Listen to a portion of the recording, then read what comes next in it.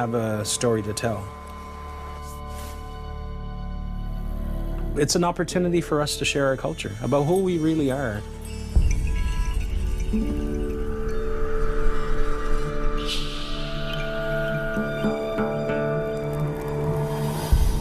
Everybody in the world has an Aboriginal past, but they're so far removed from it from thousands of years of separation.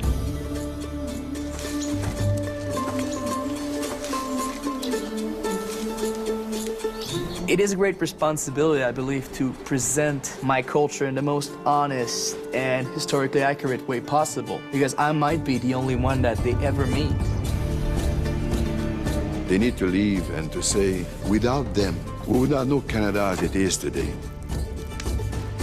They want to beat the drum. They want to dance the dance and feel it in the heart and be able to remember it forever, because once you hear the beat of the drum, you'll never forget it.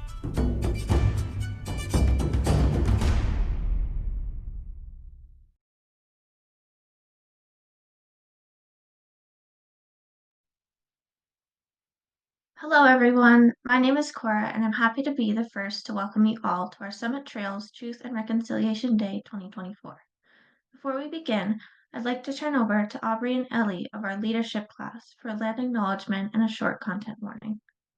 As a whole, we respectfully acknowledge that we in Alberta are situated on Treaty 6, Treaty 7, and Treaty 8 territories, the traditional lands of many First Nations, Métis, and Inuit people. This includes the Cree, Dene, Blackfoot, Saulteaux, Lakota Sioux, and the homeland of the Métis Nation. Rocky View schools are situated on Treaty 7 territory, which includes the Nitsapi, the Blackfoot, made up of the Siksika, the Piikani, and the Kainai nations, the Stoney Nakoda, made up of the Wesley, Bearspaw, and Chiniki nations, the Tsuut'ina Nation, and the homeland to the Métis people. Rocky View Schools acknowledges and recognizes all the Indigenous peoples whose footprints have marked these lands from time immemorial. Together, we can learn and honor the ways of knowing of Indigenous peoples and all the people for future generations. This presentation discusses sensitive topics. Some content may be difficult for some viewers. Former residential school students and others impacted by residential schools can call 1-866-925-4419 for emotional crisis support. Welcome, students. We have the great opportunity today to look at truth and reconciliation from different perspectives.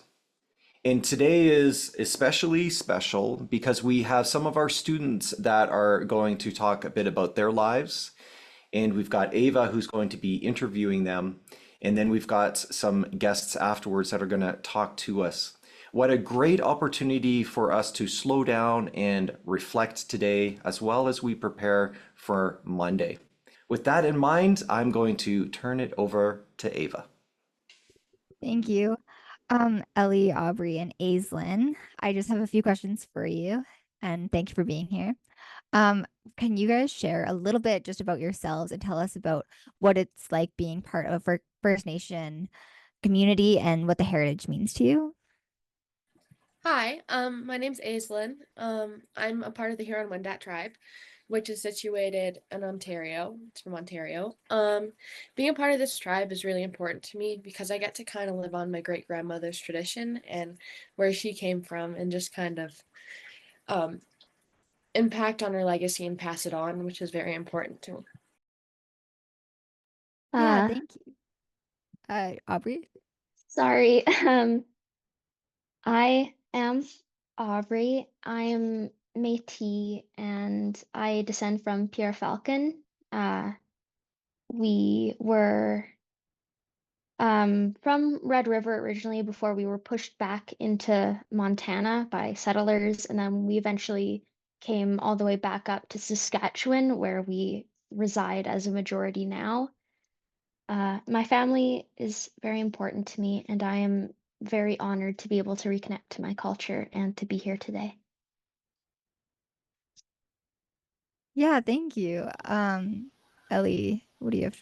Hi, my name's Ellie. I don't personally reside. I am not an Indigenous person, but I have family, like my stepdad's family, who is. So he's from the Cree Nation, and we try to incorporate anything we can from his side and make sure that he's always feeling welcomed into our family. I love that. Thank you for sharing. So after that, what with all that, what it does truth and reconciliation actually mean to you guys? Like,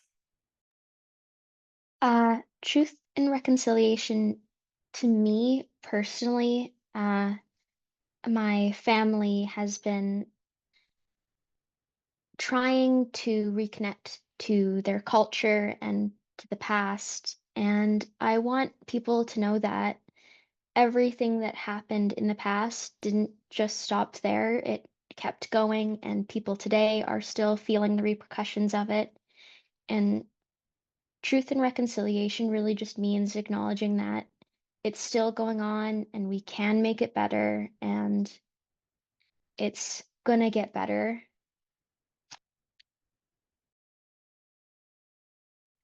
yeah, thank you. Ellie, do you I wanna? like what Aubrey said. It's kind of like we know that it happened in the past, and I think people try to make sure that we don't bring it up in conversation. When truth and reconciliation, when we're thinking about it, is we know the truth, we know what went on, and then to reconcile that, we have to acknowledge it, we have to bring it up, and we have to do better and make sure that it doesn't repeat itself. Yeah, thank you. Aislinn. Yeah, so to me, it just means justice to all those families and tribes who have lost their people. And it also means showing support to all the indigenous people who are struggling with everything that's happened, especially with the past and everything. It just is like kind of like supporting to me. Yeah, I like that. Thank you for all the answers. With that, like, what do you guys wish more people knew about the First Nations community? Like something that you wish people would actually talk about or know about? Uh, I really wish that people would acknowledge uh, both Indigenous First Nation people and Métis people as what they are. They're two separate, different cultures, and a lot of people like to group them together, but they're very separate, and both cultures are deserving of so much respect because they're both so beautiful, and you can't really have one without the other, but at the same time, they are separate and they're beautiful as they are separate. And Yeah, yeah. thank you, Aubrey. I'm sure many people agree. Uh, Aislinn, do you wanna? Yeah, so like what I wish people knew more about, specifically about my tribe, is that it wasn't all like the backstory of how we became the Huron Wendat from just the Huron is just so sad. And I wish more people knew that because it's something that should be talked about because it's still part of a tribe. And even though what happened, we're still a tribe, right? Yeah, thank you. Yeah, I agree. Ellie. Yeah, so honestly, what I think people should really think about and understand is the culture, and that people are still very angry. We all know that. They still think that it's just something that happened and they want to prevent it from happening again. So we just have to be open minded and we don't have to like go right out and ask them about it. We can ease into it. We can still be like kind of respectful about it. We just don't have to bring it up in every conversation. Yeah, I love that. Thank you so much for sharing. I have actually one last question for you guys. Like, have you guys faced challenges related to your identity and how have you navigated that, like, in your life? I'm actually not full First Nation. Like I'm not completely like full Indigenous, which I've experienced lots of repercussions for that, like judgmental looks and people telling me that just because I have family who are first, like who wasn't like who are First Nation, doesn't make me First Nation, and that I'm lying about being First Nation. And lots of people just don't believe me when I tell them. So I've just had to learn to stay true to myself and like stay true to my tribe and just do what I can to feel more connected. Yeah, that's amazing. Thank you so much for sharing that. Um, Ellie, do you want to share something? Yeah, so even though I don't personally, I'm not Indigenous, I see it almost every day in a daily basis because my stepdad, we always go out. So we try to make sure that he feels comfortable even though we're not Indigenous with him. We try to make sure that he doesn't feel like an outcast almost, to make sure that he still feels welcome even though we're out there. Yeah, thank you so much for sharing that. I bet you he really appreciates that. Aubrey. Yeah, I have not so much from other people, but I have suffered at the hands of myself for my culture. So being Métis means that you are a descendant from settler and First Nation people who came together, married, had children, all that stuff. But one of the most common things that I think and people around me think is that I don't really belong to one or the other, which is really hard because that's how people think of it. I'm not Indigenous enough to be Indigenous, and I'm not white enough to be white. I'm this in between piece that people don't acknowledge as much, which makes it really hard to talk about my culture as something both separate from Indigenous and white communities. Yeah, I bet you that's really hard. Thank you guys so much for sharing all that. Yeah, I appreciate you guys being here. Um, so yeah, thank you.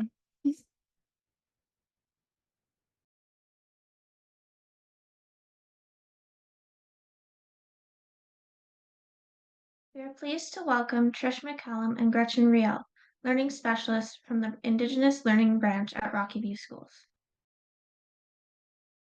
Hi there. Thank you for having us. We want to express gratitude to Summit Trails and for everybody who's tuning in today to listen. We're here to talk about the strengths in Indigenous communities, despite the harms being done. Just to ground us, actually, why don't I just introduce myself first? Thank you for the introduction. I'm Kwakwakwa from the Namgis First Nation. My mother is from England, her family is from England, and my dad's family is from the Pacific West Coast. And Trish? Tansei, good morning. My name is Trish McCallum. I'm from Waterhen Lake First Nation in Saskatchewan. For myself, my mom and her lineage were Cree, and my dad, he also is from England. And on his side, I'd be about the third generation here. Thanks for having us today. And thanks so much to the students for being so vulnerable in the stories that they're sharing. So as I was saying before, I remember that we should kind of ground our identity and position ourselves. We'd like to speak to the strength of Indigenous communities. As we know, was about 150,000 children that were placed in residential schools. And just so you can picture that, that's about filling up the Saddle Dome 7 times. So it was a lot of kids. And it was for about 160 years. And there was the most residential schools in Alberta of all Canada. So the hope was to sever Indigenous kids from the land. It was mostly First Nation children that were placed in residential schools because it was the Indian Act, which we use that term because it's a legal word that mandated it. And that was the legislation that policed it as well. But there were Métis children and there were Inuit children that ended up in the schools and then later the day schools. And their main objection was to make ways so that there was access to land. The video that we're going to show next takes place in... I think I'm going to just jump in here first before we go to the video. Thank you, Trish. No problem.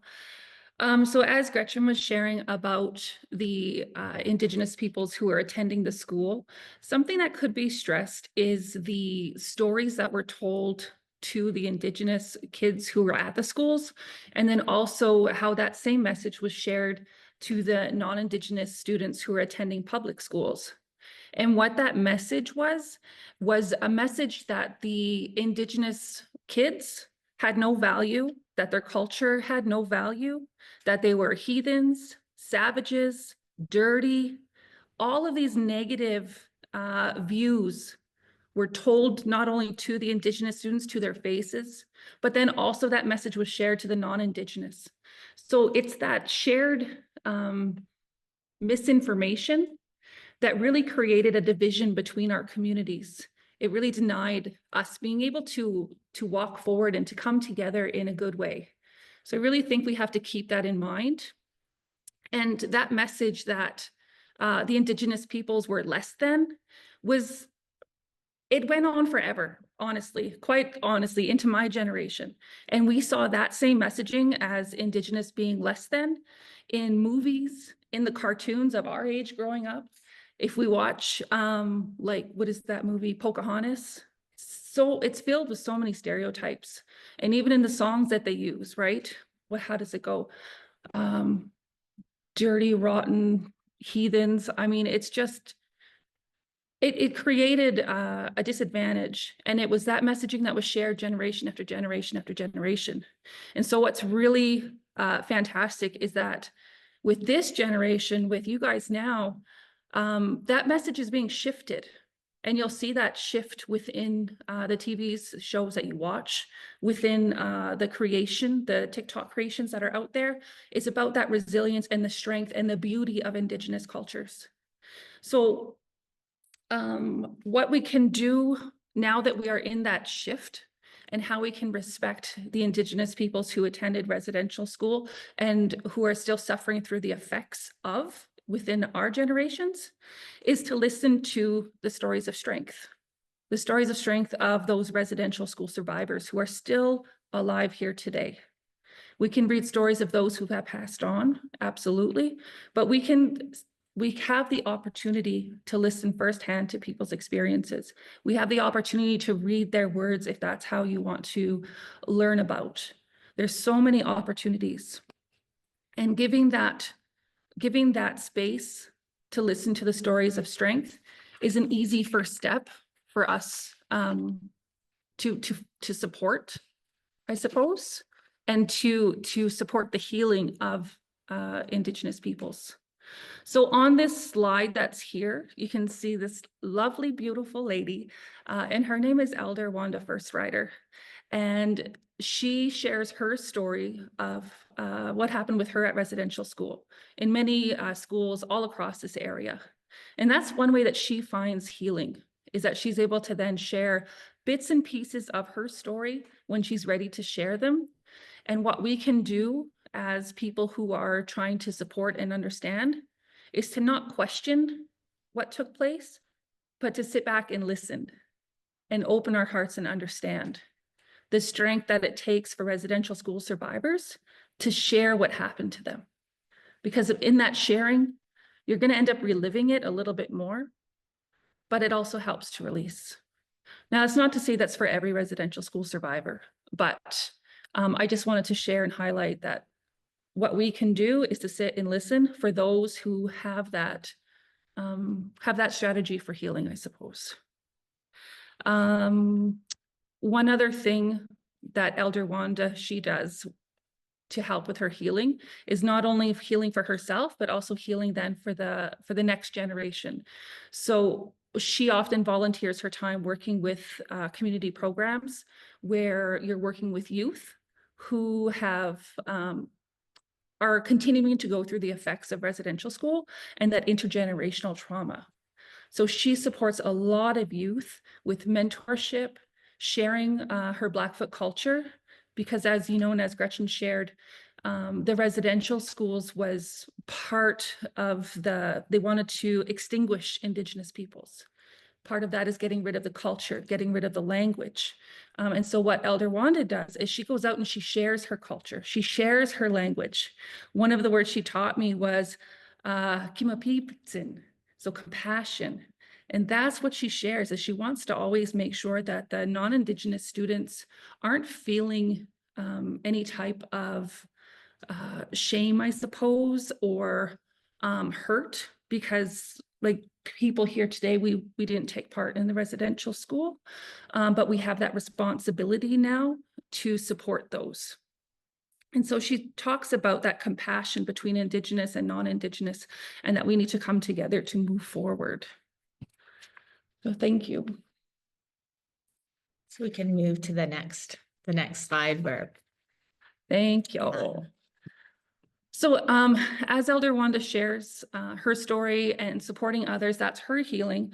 But another strategy or another way that we're healing from residential school and its ongoing effects is through our community. So we can do that through a few ways. And just on the image that's here, you can see how we're starting to do our healing, and that could be through traditional healing.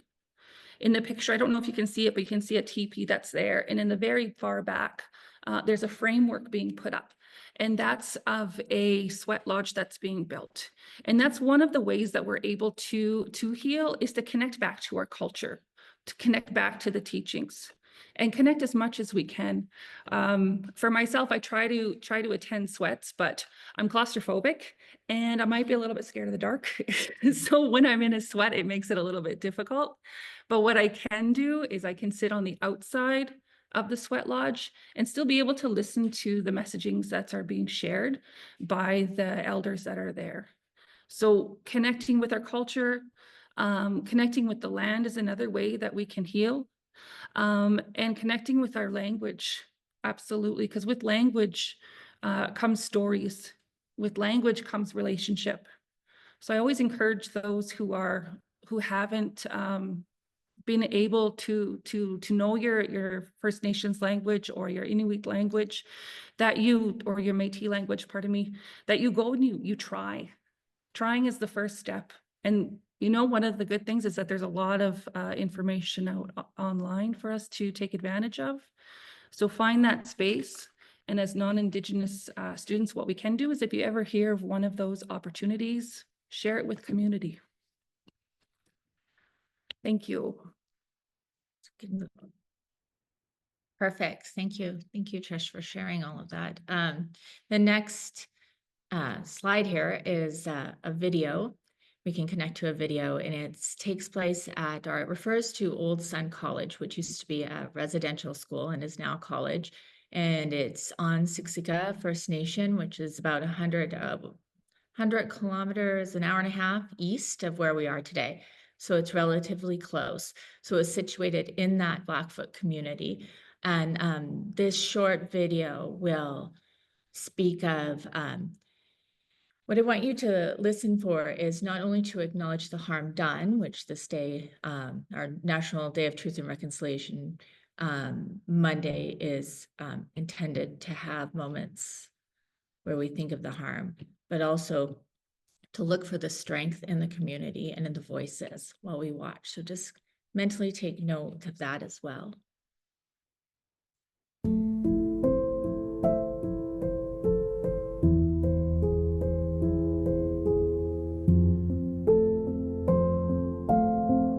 There are so many memories and so many bad stories about this place in the past that it scarred our community, and it always will be there, even though, you know, in the future we're not going to have any more people alive that actually attended this place.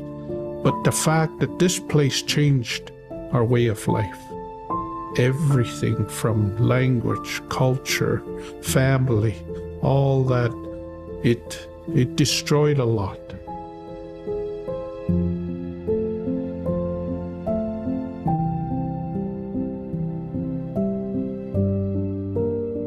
Can I ask you, just what did your mom share with you about residential school? She said we don't talk about that. That's about all. she said.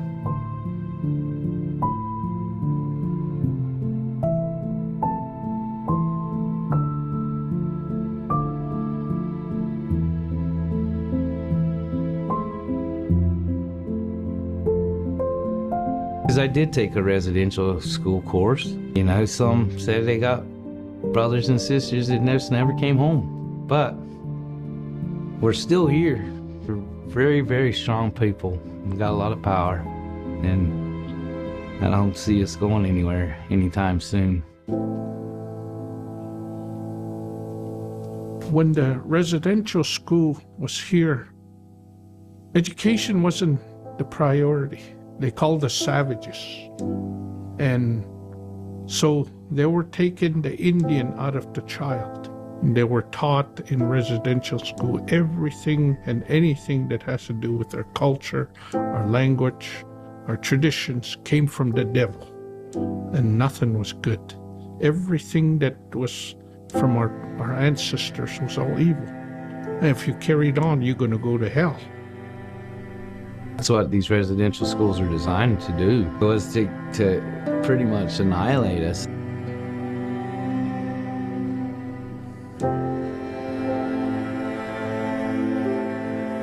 So when it closed down as a residential school, then education was reintroduced the proper way.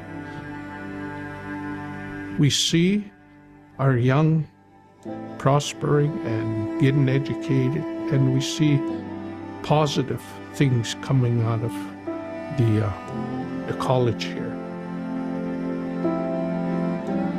And to see that our people still have the traditional care with the land and the ceremonies, and it's something inside me that said you have to do it, like it's part of who you are. It's just everything that our people used to live for, we teach that here. We're restoring that knowledge back to our community, you know.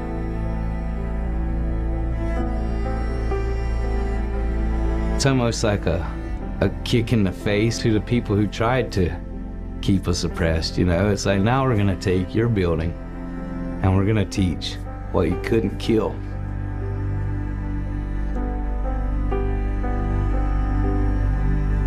When you see the true power of the people, it is the language, it is the dress, it's the song, the dance, and that's, once you see it, you can't unsee it. And that's why I'm doing it for me, but if my kids see, then hopefully they see and want to continue our culture and our tradition, or else it'll be gone, right? Education is important. Education is our future. Then some people will call it the modern buffalo. It's not a fair fighting chance when we got all the cards stacked against us, right? So we're fighting through by getting education. So now we're on a fair playing field. Well, not really, but fairer playing field.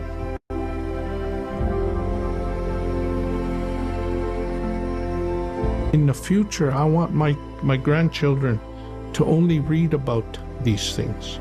I don't want them to ever experience what we experience as grown up. And I want them to have a much better life in education.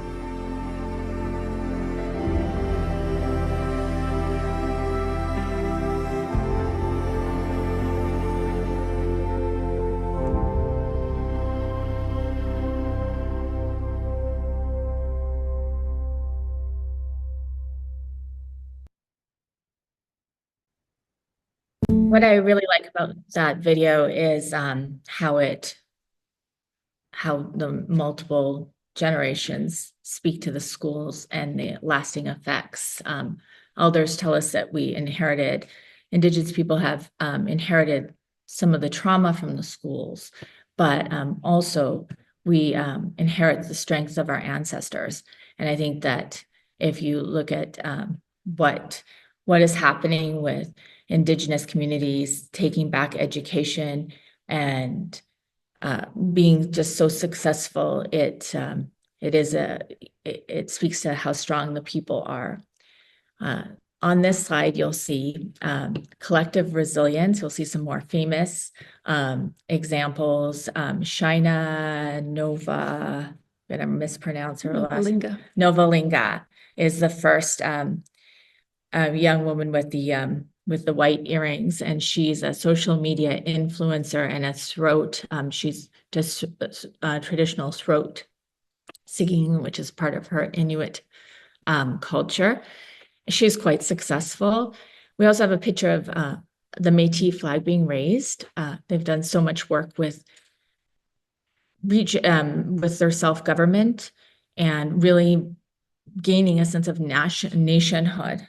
Wab Kinew is Anishinaabe, politician, writer, premier of Manitoba, and really an advocate for Indigenous people. And we also have Lily Gladstone, award-winning actress, Blackfoot. Yeah, so and these are just kind of famous examples and notorious examples, but there's examples every day that I see with our Indigenous students and my Indigenous colleagues and family of strength and resilience.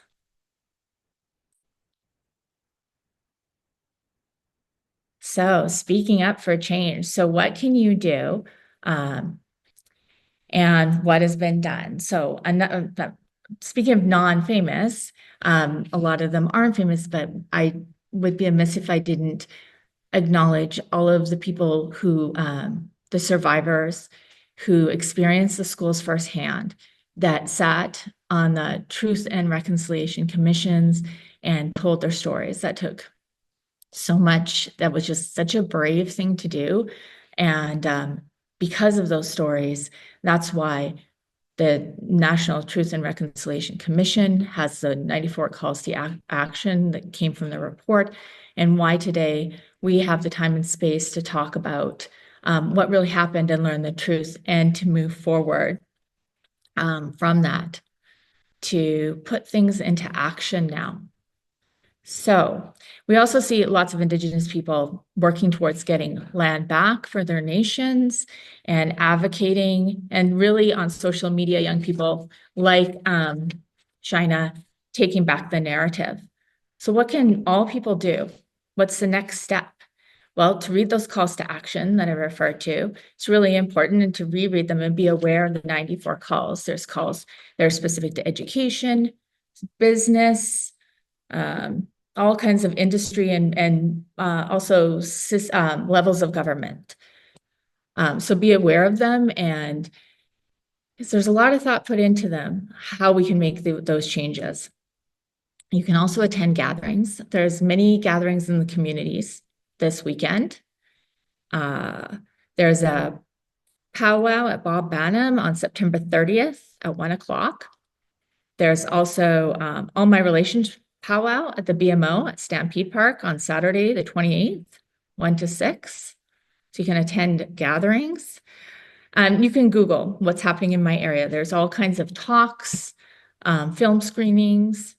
It's important to gather with community and for healing, but also for inspiration, what you can do next to kind of put these thoughts into action. Another thing you can do is you can engage with content developers, support Indigenous creators, artisans, musicians, get to know who's in your community. You know, when you go to a powwow, definitely buy some Indigenous earrings, skirts, ribbon shirts if you're connected to the culture and you have those teachings. Also, another thing that Trish talks about that's so important is kitchen talk. You want to? Yeah, for sure. So where change often happens is at home. And former chief of Cowessess First Nation, Cadmus Delorme, he shares a message of kitchen table talk. So when you go home today, take a moment and have those conversations with your families at the kitchen table while you're gathering as a family, a community, Start talking about what you're learning today, what you're learning about residential school, and the small steps that we can do collectively to start to begin to make the greater change. So I want to thank you again, Gayla Khosla, for having us share this really important presentation and event with you, and just taking time for us to share stories of strength, but also to acknowledge the harms done by residential schools. Thank you. Thank you, Gretchen and Trish, for sharing with us. I really appreciate, as well as with the leadership students, the openness and vulnerability. And these are lessons and an example to all of us. Very special. And it's going to give us a lot to think about even over this weekend. And I just really appreciate you bringing the time, but also bringing understanding. Students, have a great day. And I hope Monday is a great day of reflection for everyone. Thank you and goodbye.